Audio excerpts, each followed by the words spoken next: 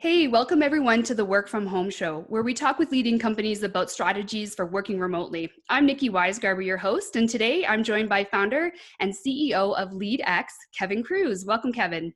Hey, Nikki. Thanks for having me on the show. Absolutely. Thanks for participating. I'm excited to have a conversation today and learn more about your expertise in working remotely, employee engagement, everything along those lines. Cool. And before we kind of get started into the guts of the conversation, why don't you tell us a little bit more about LEADx? Yeah. So LEADx, I started 3 years ago. So I've got about 30 years in the human capital management, leadership, e-learning space. And when I sold my previous company, I took a bunch of years off to raise my kids and to write some books and things. But when I heard about how artificial intelligence was starting to be used for things like mental health and therapy, I thought, how can we use that technology to help leaders be better leaders? Like, how can we create executive coaches instead of mental health coaches and therapists? And so 3 years ago, I decided to, do another startup and put the team back together again. And we've been off to the races. I mean, we've got this crazy idea that we're going to spark the next 100 million leaders around the world. That's a big number. And we would have no chance of doing that just through books or speeches or even e-learning or videos. But we might have a shot if we can, create like a leadership coach, release her out on the internet, and over 10 years, maybe we'll make an impact on 100 million people's lives. Nice. So, with this this AI coach that you put out to the world, you've recently worked with IBM Watson, which is IBM's questioning and answering computer system.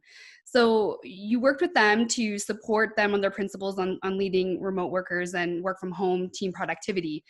Can you dive a little bit deeper into this project and kind of how it all started with Sure. IBM specifically? Well, yeah. So, I mean, IBM Watson, we've been working with them as our AI engine for 3 years now. So LEADx with Coach Amanda. Coach Amanda is just the personification of the coach. And so 3 years ago, we started using the Watson platform to drive it. And there is a chatbot component to it, but what we're more interested in is in replicating the coaching process. A human executive coach is going to assess their client, give some kind of assessment and help them with their action plan, provide resources, talk to them, of course. And so we're using IBM Watson in several steps in that process. And so we had already trained Watson, and Coach Amanda knows about traditional leadership and management topics, how to hold people accountable, employee engagement, recognition, feedback, innovation, diversity, all the normal topics.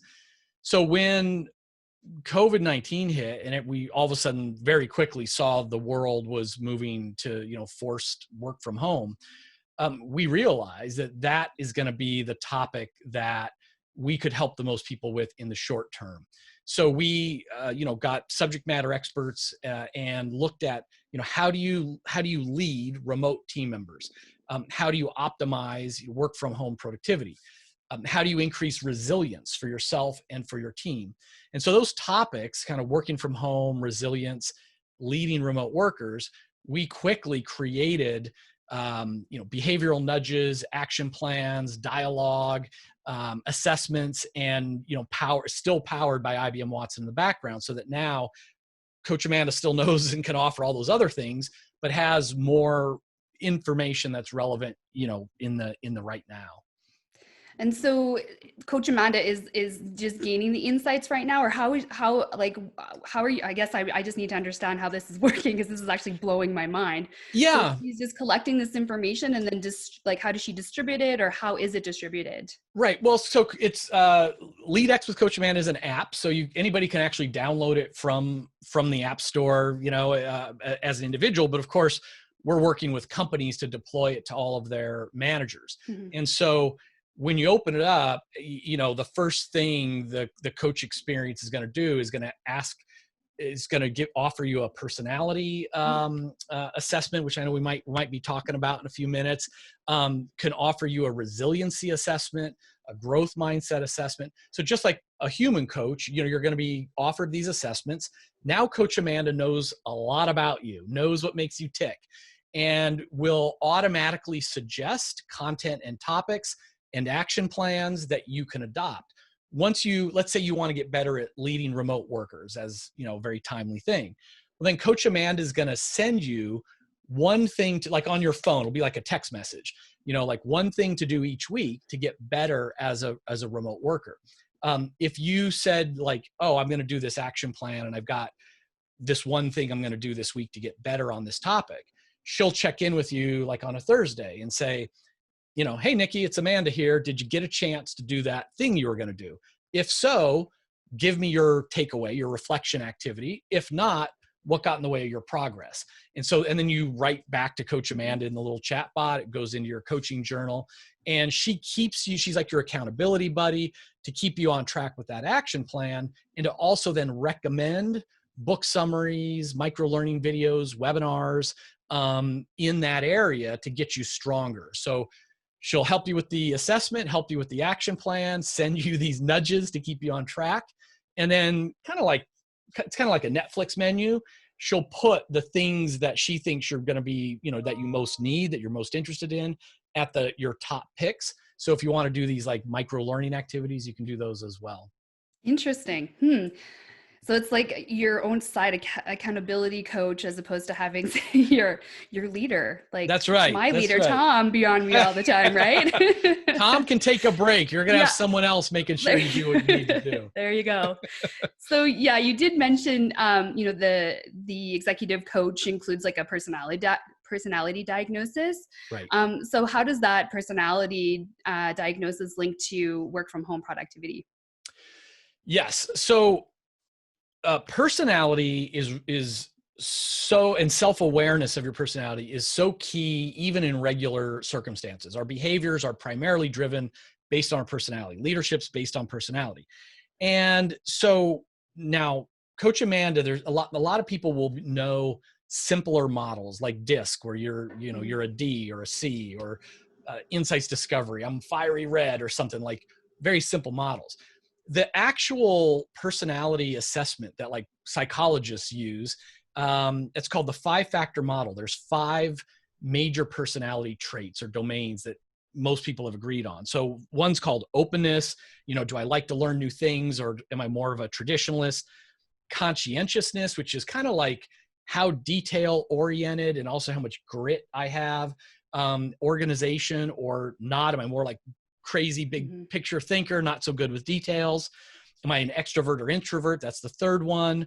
Agreeableness is like, do I care more about relationships or truth? And then the 5th one's negative emotion, meaning how much we feel stress. So 4 of those 5 are directly related to our experiences working from home. And so, for example, if you're high in openness and you've been told, hey, Nikki, you got to go home, work from home, and you're going to learn this thing called Zoom, and we're going to start checking in with each other on Slack, and we're going to do this new stuff. Here's a new laptop you got to learn. It might be a little tough, but you're kind of like, oh, cool. I'm having fun. I'm learning new things. I'm advancing my skills.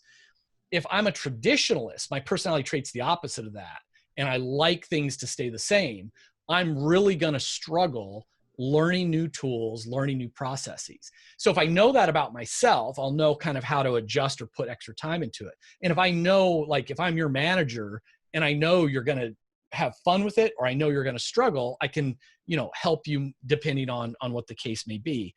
Conscientiousness, similar things. If I'm highly conscientious, it's not actually going to be that hard to stay focused at home, organized, make progress. But if my natural order is to be low in conscientiousness, then I'm going to struggle more at home. I don't have the support systems and the normal routines of the office.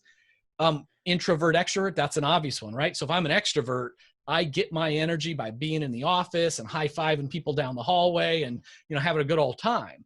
I'll struggle at work from home, working alone. If I'm an introvert, which I am, working from home is kind of how I prefer to work. And the last one, of course, is that negative emotion. we're all going through a similar experience. We're all going through the same crisis. Some people are naturally like just not that bothered by it. And others are, oh my gosh, like the sky is falling.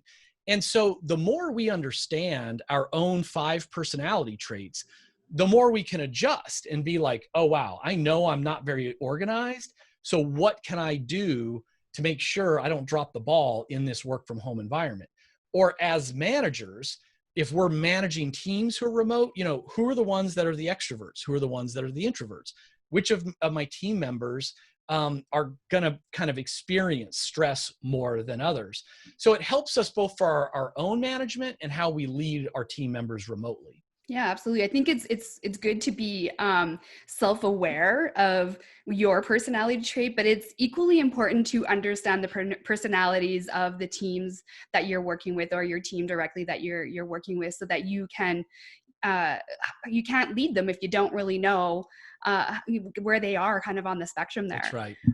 So I took Sandler, and Sandler of course does that personality trait, and we do the disc or whatever. Yeah. And they really get you to think about, be self-aware of who you are, where you kind of fall on that disc, but also try to pick out where your teammates and where the team that you lead fall on there, and how you would communicate differently with those individuals, knowing what you know now. So it was kind of Nikki, I got to ask though, I'm going to put you on the spot. Do you remember what your disc result was? Yeah. So I'm actually, I'm a DC. A DC. Okay. Yeah. I'm a CD. So we're just, we would get along well on the same team. We're very close. Yes, we would. Very close to each other. That's cool. Awesome. So would Coach Amanda, if I'm looking for high fives and a cheerleader throughout the day? Well, she will remind you of your D strength. There you go. And how to lean into it and take advantage of it. That's for sure. Good. Okay. So, we talked about this just kind of before the call had started, and you mentioned that LEADx is a remote first company, right. And that the companies that you've started in the past have also, been remote. What would you say is still some of the challenges, or the challenge that you're facing with remote working? Yeah, I think, even in the best of times, the ones that we've always struggled, remote work has been great. And even 30 years ago, when it was like unheard of, I used to tell people, like, listen, if you can get your job done while you're on a beach in South Florida drinking a cocktail, fine. It's about the results. It's not about where or when or how. The time spent. Yeah. The time spent. But I will say that if your remote team members are in different time zones, that does add complexity. And the further away, so like my partner, my chief technology officer, he's in California. I'm on the East Coast of the US in Philadelphia. So it's only 3 hours. But even there, okay, it kind of, if you want to be respectful of not meeting too early or late, then it's reduced the overlap.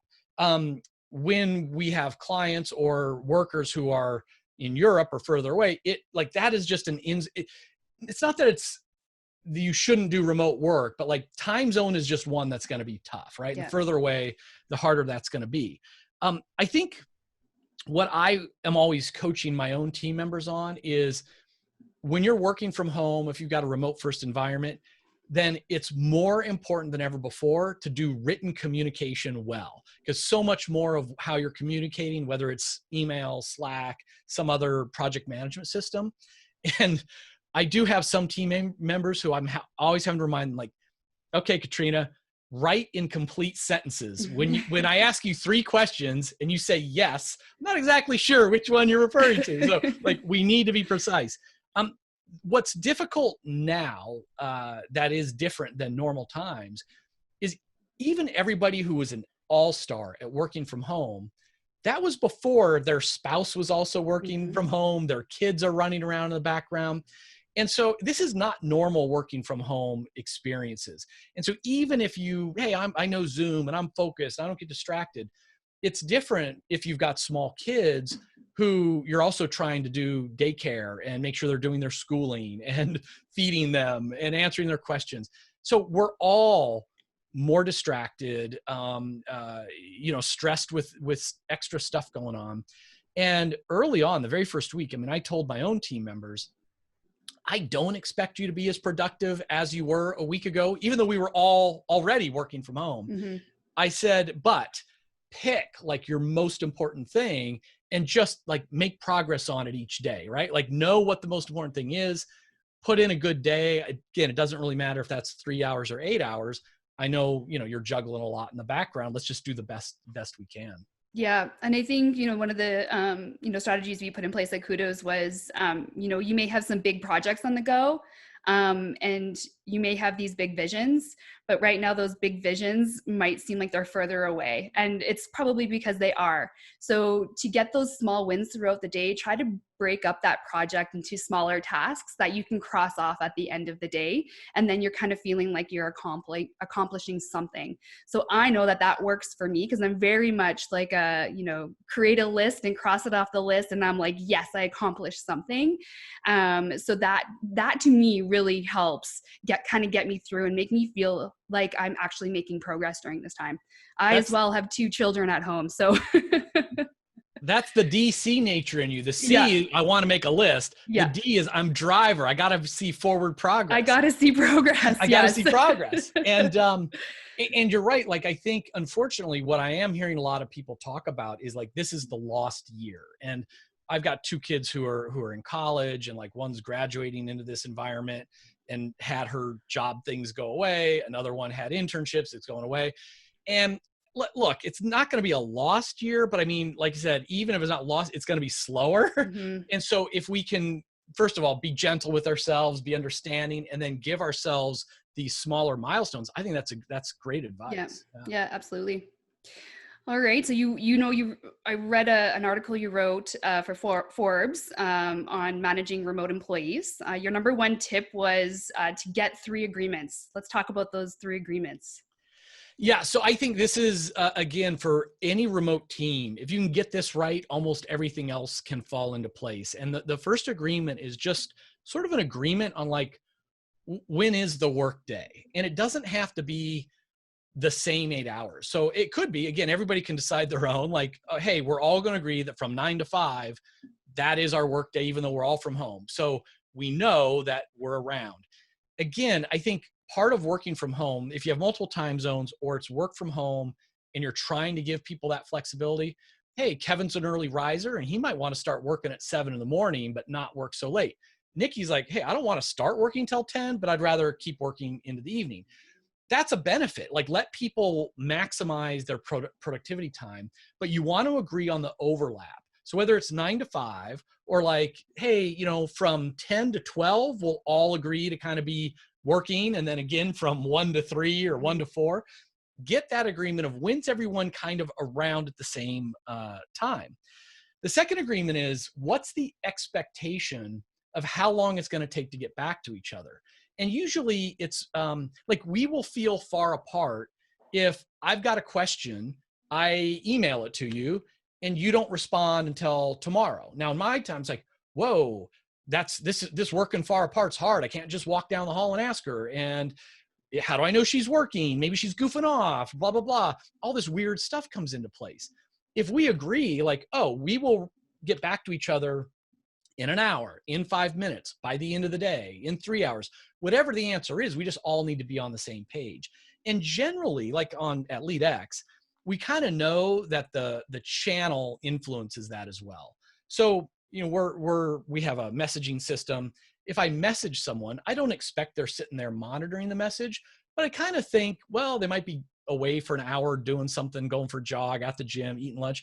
But if they haven't responded in 2 or 3 hours, that's a little weird. So like, the internal messaging platform is kind of a fast, within a few hours. If I send someone an email, we don't really use email. So that's just sort of like an FYI. I never call people on the phone.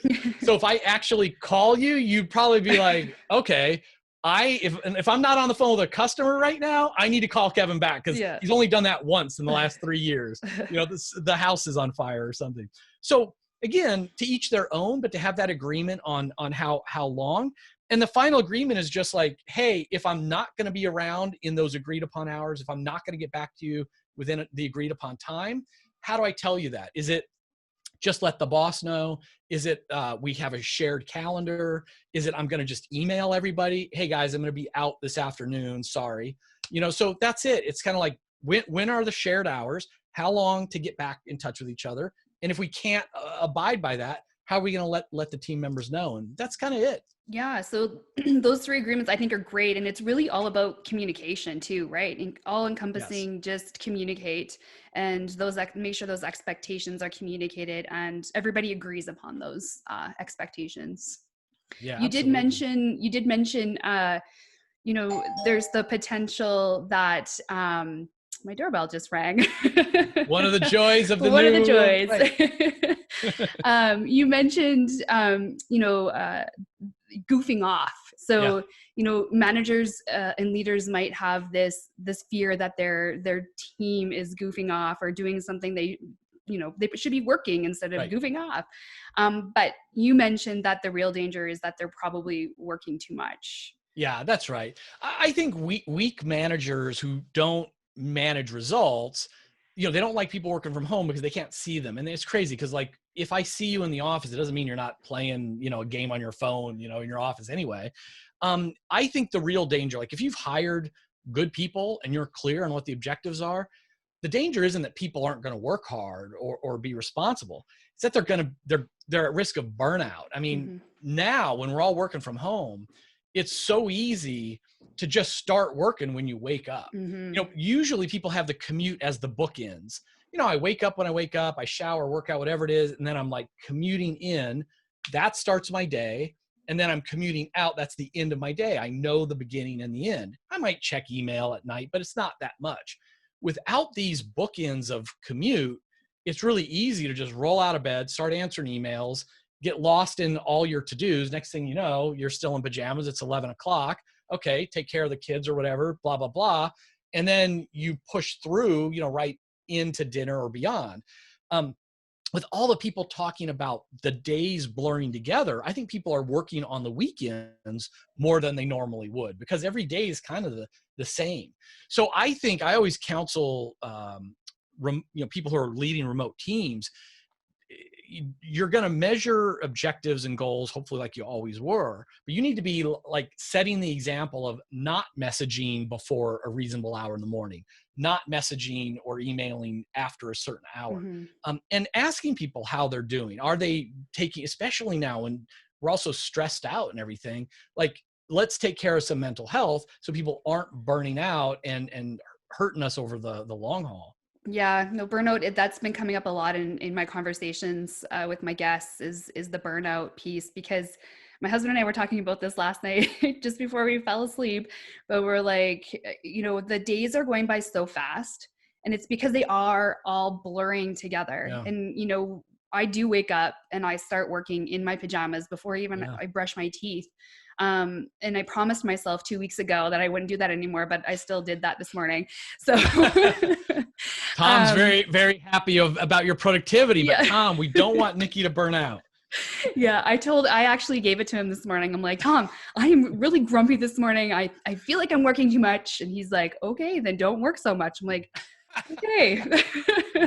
But yeah, we just, the days just blur together and they go by so fast. And so I think people just need to take that step back and just, if you're not self-aware, just start setting boundaries for yourself. That's right. Yeah. So you've also written, in addition to the Forbes articles that you've written, several books on employee engagement. So what processes or practices can organizations and or leaders employ to help build culture and employee engagement during this remote working time? Yeah. And I don't want to simplify it too much, but like all the research that's out there, all the different employee engagement companies that are out there, I mean, the big things that engage people, it's like growth, recognition, trust, and communication. Growth, we all want to be learning and advancing. Recognition, of course, you guys know it even better than I do. We all want to feel appreciated at work. Trust is about not just like, hey, they're not robbing from me, but like I trust that my leadership cares about me. I trust they've got a good plan for the future. It's like a future confidence. And then communication, of course, is two-way communication, not just one-way communication. And so those still apply, whether people are sitting down the hall from you or whether we're all in work from home. And so again, one of the keys to remote leadership is just thinking about these kinds of triggers. We don't have time to go into a lot of them, but as an example, recognition, certainly you want to still give verbal and or, written recognition the way you would. But I mean, this is a perfect time to be doing things like a Kudos type platform where if you were ever thinking in the past, like, well, I just give them that high five in the hallway. I just give them a shout out. We don't need to do that. Well, we're not physically there. And with everything going on, it's hard to put the recognition into place. If you want a system, you want to institutionalize, and you want it to be peer-based, not just like manager or company-based. And so, I mean, this is a perfect time to actually be looking at or rolling out some way to facilitate, take the friction out of that recognition experience. And similarly, a key part of trust is caring. If I think Nikki doesn't care about me, I'm not going to trust that she's going to do the right thing. If I know she cares about me, then I kind of trust that whatever decision she makes is good. It's a good decision. And so, how do we build that caring when we're not in the same office again? And, Kudos and other platforms, think about ways like, how can you share photos of your coworkers who happen to be cats and dogs, right now? How can you set up these, separate book clubs and special interest groups? How can we, facilitate these social connections that will, increase the caring, which increase trust? So, I mean, not to go too deep into that, but it's the same kind of things, but we now have to be mindful, like, how are we going to foster it in a remote environment? What are the tools we can use to foster it like that? Yeah, absolutely. And this is coming back to the caring piece. I think as long as you're being authentic too, that I think that is authentic is a big part of my leadership skills for sure. Like I want to be authentic in the most way that I can, because then I feel that my team trusts me because I'm being true and authentic. And there's sometimes I don't know the answers to certain questions, and I will say, I don't know the answer to that, but let me figure it out. And, whatever that might be, but just be your true authentic self, because if you're trying to be fake, people see through that bullshit. So they do. That's they my definitely tip. do. Yeah, that's excellent on authenticity. I like that. Yeah. So, you talked about recognition, and given the times that we're in and the changing demographics in the workforce. So we're going from we're millennials are coming into the workforce and more into leadership roles, and then you have your Z's. Where would you place recognition and culture and importance as a strategy for businesses? Yeah, well, I mean, I think it's way at the top. So again, I back in the book 10 years ago, we looked at 10 million workers around the world employee engagement, and again, it was like growth, recognition, trust were the top three. And the thing is about recognition is, like, it doesn't have to cost a lot of money or time. Growth, it doesn't always have to either, but like, it's harder to, I don't know, send people to courses or to say, hey, we're going to promote you next year when you don't know if the company's going to grow and have a position. Recognition can happen in a lot of ways. And so I think it's the number one or number two most powerful trigger, and it's the easiest trigger to hit. So, I mean, I think it's way up at the top of the list. And then how would you help those thousands of HRROs out there to make the business case, for freeing up budgets, not like, especially during this time where they look at recognition and culture as kind of the not need to have type of item, but actually we do think that recognition and culture is at the top of the list as well, like you mentioned. So, what advice would you have out there for those CHROs? Well, I think, look, I mean, most companies, at least for a while now, because of the economy, are going to probably have to do more with less. There's going to be some budget cuts and just fights over every dollar. But at the same time, I think it was the analyst Josh Bersin, who wrote that this is going to be the golden age for employee engagement. And I hope he's right. The thinking is like, at a time when everyone's remote, and we need people to be more productive than ever, We need people to be resilient and not burn out. We need to keep our best people in tough times. Engagement and culture and leadership is what drives that, should be paramount. And so again, I think, recognition, employee engagement, driving leadership development, driving positive culture, now is the time. And unfortunately, like the must-have expenses when everyone goes and works from home and big companies are buying all these laptops and Zoom licenses. Okay, yes, like you do need that. But if you can find the money for that, you've got to find a way to help engage people while they are remote, because it's not going to happen as naturally as in the office. Again, a big part of engagement is confidence in the future. There's not a whole lot of us who really think we know what's going to happen 6 months, 12 months, 18 months down the road. And so when that, when that future confidence is dialed down, that's when you need to dial up one of these other drivers like recognition. Mm-hmm. Yeah, that's a good point. That kind of leads me into like my next question. Like, what are some of the lasting changes to leadership and organizations in general that might come out of this current crisis?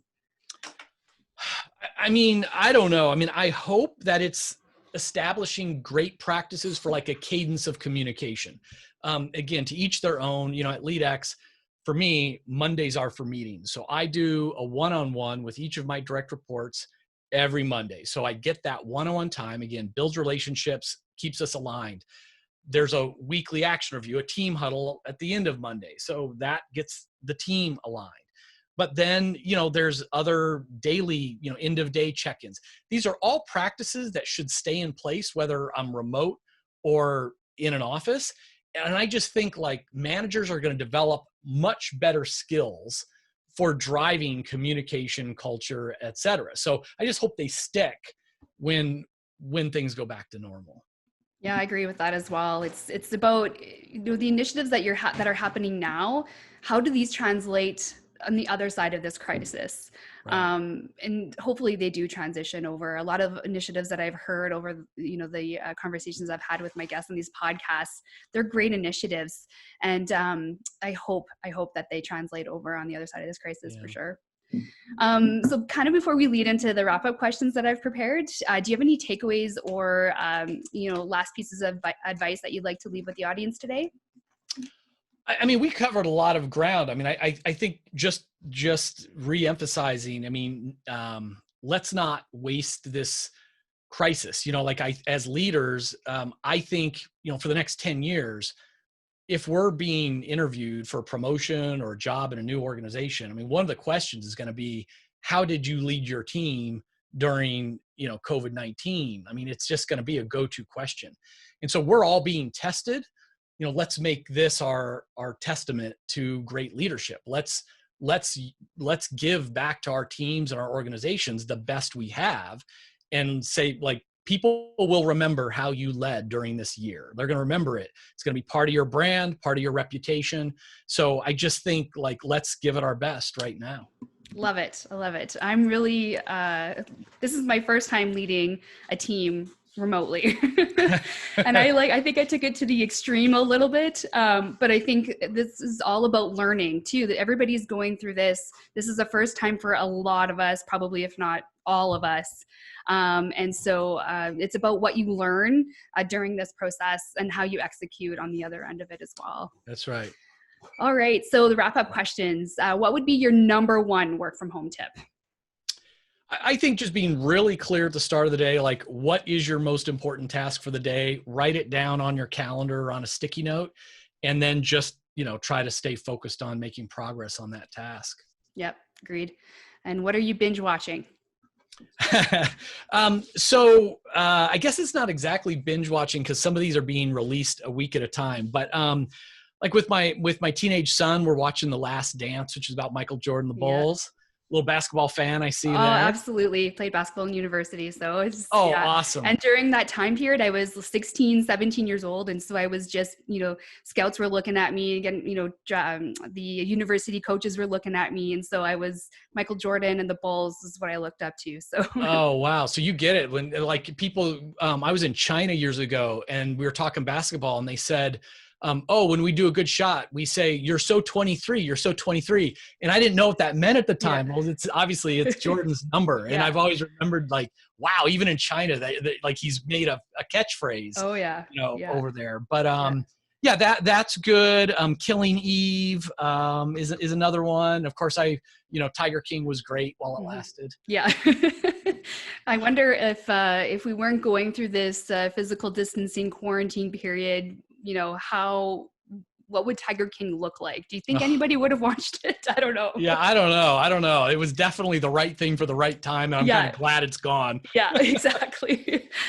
And what is a book or a podcast or any type of learning resource that you could recommend to the audience to continue, developing leadership skills or just about culture, employee engagement in general? Like obviously you've written a few books as well, but is there anything outside of, what you've written that you'd like to suggest to the audience? Well, I mean, it is self-serving, but I've got, the LEADx Leadership Show is a podcast. So if people like podcasts, then we have over 300 episodes, and it's not, they should listen to it, not because it's me as the host, but we've got Blanchard and Maxwell and just like all the top people on it that you can learn so much from that program.